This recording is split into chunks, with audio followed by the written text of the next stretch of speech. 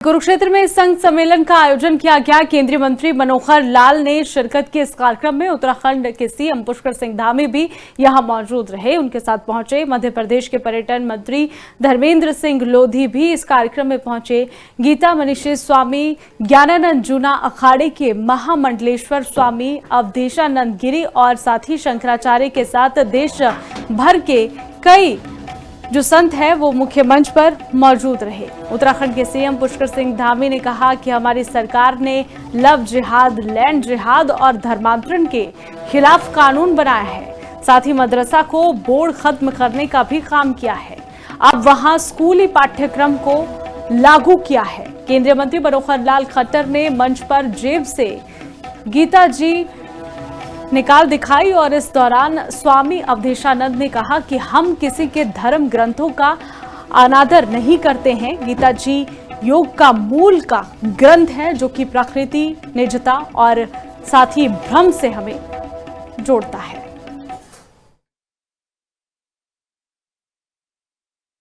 पता है कि पिछले लगभग 10 वर्ष से अंतर्राष्ट्रीय गीता जयंती का एक कार्यक्रम हर वर्ष बड़ी धूमधाम से मनाया जाता है और दुनिया में अगर देखा जाए तो एकमात्र ये ग्रंथ है, एक पुस्तक के रूप में धार्मिक संदेश देने वाली, जिसका जयंती मनाई जाती है।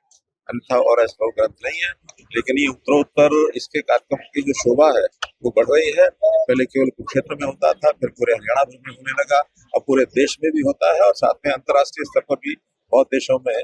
भाइयों बहनों, उत्तराखंड में पनप रही विभाजनकारी मानसिकताओं पर अंकुश लगाने के लिए हमने राज्य में मदरसा बोर्ड को भी समाप्त करने का निर्णय लिया है।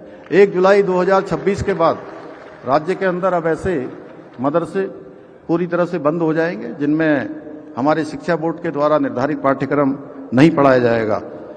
हम देवभूमि में जिहादी मानसिकताओं को पनपाने वाले अलगाववादी केंद्र नहीं बल्कि ज्ञान और संस्कार के मंदिर स्थापित करना चाहते हैं। इसलिए हमने 250 से भी अधिक अवैध रूप से चलने वाले मदरसों को भी बंद किया है। इतना ही नहीं, हम सनातन धर्म को बदनाम करने वाले ऐसे छद्म वेशधारियों के खिलाफ भी सख्त कार्रवाई ऑपरेशन कालनेमी के तहत कर रहे हैं, जिसमें हमने हजारों ऐसे पाखंडी और विधर्मियों को गिरफ्तार करने का भी काम किया है जो सनातन धर्म की गरिमा को ठेस पहुंचा रहे हैं। आपको ये जानकर हैरानी होगी कि ऐसे भी कई घुसपैठियां हैं जो कुरुक्षेत्र में संघ सम्मेलन का आयोजन किया गया। केंद्रीय मंत्री मनोहर लाल ने शिरकत की इस कार्यक्रम में। उत्तराखंड के सीएम पुष्कर सिंह धामी भी यहां मौजूद रहे, उनके साथ पहुंचे। मध्य प्रदेश के पर्यटन मंत्री धर्मेंद्र सिंह लोधी भी इस कार्यक्रम में पहुंचे। गीता मनीषी स्वामी, ज्ञानानंद जूना अखाड़े के महामंडलेश्वर स्वामी अवधेशानंद गिरी और साथी शंकराचार्य के साथ देश भर के कई जो संत है वो मुख्य मंच पर मौजूद रहे। उत्तराखंड के सीएम पुष्कर सिंह धामी ने कहा कि हमारी सरकार ने लव जिहाद, लैंड जिहाद और धर्मांतरण के खिलाफ कानून बनाया है। साथ ही मदरसा को बोर्ड खत्म करने का भी काम किया है। अब वहां स्कूली पाठ्यक्रम को लागू किया है। केंद्रीय मंत्री मनोहर लाल खट्टर ने मंच पर जेब से गीता जी निकाल दिखाई और इस दौरान स्वामी अवधेशानंद ने कहा कि हम किसी के धर्म ग्रंथों का अनादर नहीं करते हैं। गीता जी योग का मूल का ग्रंथ है जो कि प्रकृति, निजता और साथ ही भ्रम से हमें जोड़ता है।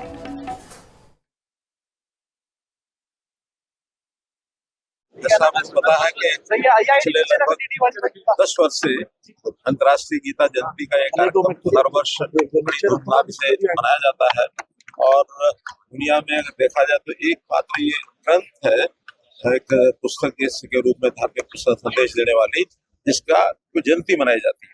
अन्यथा और ऐसा ग्रंथ नहीं है, लेकिन ये उत्तरोत्तर इसके कार्यक्रम की जो शोभा है वो बढ़ रही है। पहले केवल कुरुक्षेत्र में होता था, फिर पूरे हरियाणा भर में होने लगा, अब पूरे देश में भी होता है और साथ में अंतर्राष्ट्रीय स्तर पर भी बहुत देशों में। भाइयों बहनों, उत्तराखंड में पनप रही विभाजनकारी मानसिकताओं पर अंकुश लगाने के लिए हमने राज्य में मदरसा बोर्ड को भी समाप्त करने का निर्णय लिया है। 1 जुलाई 2026 के बाद राज्य के अंदर अब ऐसे मदरसे पूरी तरह से बंद हो जाएंगे जिनमें हमारे शिक्षा बोर्ड के द्वारा निर्धारित पाठ्यक्रम नहीं पढ़ाया जाएगा। हम देवभूमि में जिहादी मानसिकताओं को पनपाने वाले अलगाववादी केंद्र नहीं बल्कि ज्ञान और संस्कार के मंदिर स्थापित करना चाहते हैं। इसलिए हमने 250 से भी अधिक अवैध रूप से चलने वाले मदरसों को भी बंद किया है। इतना ही नहीं, हम सनातन धर्म को बदनाम करने वाले ऐसे छद्म वेशधारियों के खिलाफ भी सख्त कार्रवाई ऑपरेशन कालनेमी के तहत कर रहे हैं, जिसमें हमने हजारों ऐसे पाखंडियों और विधर्मियों को गिरफ्तार करने का भी काम किया है जो सनातन धर्म की गरिमा को ठेस पहुंचा रहे हैं। आपको ये जानकर हैरानी होगी कि ऐसे भी कई घुसपैठिए हैं